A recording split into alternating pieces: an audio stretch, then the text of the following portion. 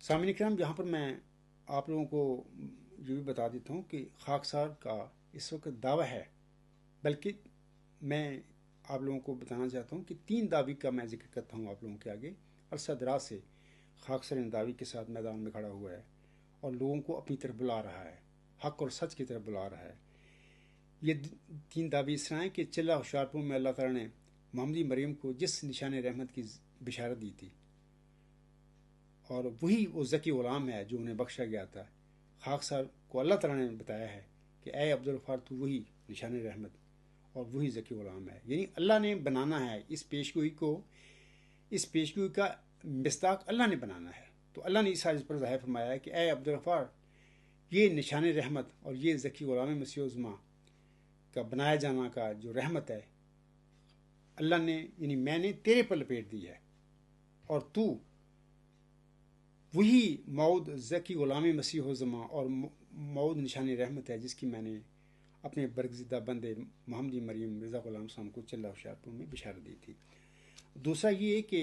نبی پاک صلی اللہ علیہ وسلم نے اپنی امت کو جس مریم کے بیٹے کی بشارت دی ہوئی ہے، جیسا کہ آن فرماتے ہیں کہ تمہارا کیا حال ہوگا جب ابن مریم تم میں نازل ہوں گے اور تمہارا امام تم میں سے ہوگا۔ یعنی یہ جو ابن مریم ہے، یہ محمدی مریم کا روحانی فرزندہ ہے، یہ وہ ابن مریم نہیں۔ آسم نے امت کو خبر دی کہ جو موسوی مریم کے گھر میں بطور ذکی غلام پیدا ہوا بن باپ کے، اور پھر اللہ نے اس پر انجیل کی کتاب نازل کی اور اس کا نام مسیح عیسیٰ بن مریم رکھا، وہ مراد نہیں ہے۔ آسم نے محمدی مسیح عیسیٰ بن مریم کی بات کی ہے، اس کے نازل ہونے کی بات کی ہے۔ خاص کا یہی دعویٰ ہے، اللہ نے اس آیت پر یہی فرمایا ہے کہ تو نبی، میرے نبی کی جو پیش ہوئی ہے اس کا میں نے تجھے مصداق بنایا ہے، تو وہی موعود مسیح عیسیٰ بن مریم، موعود محمدی مسیح عیسیٰ بن مریم ہے۔ خاکسار کا یہ بھی دعویٰ ہے۔ اور تیسرا یہ کہ خاکسار کو اللہ تعالیٰ نے یہ سب کچھ 15ویں صدی ہجری کے سر پر بتایا، اور جیسا کہ آنسر میں فرمایا ہے کہ اللہ تعالیٰ میری امت میں ہر صدی ہجری کے سر پر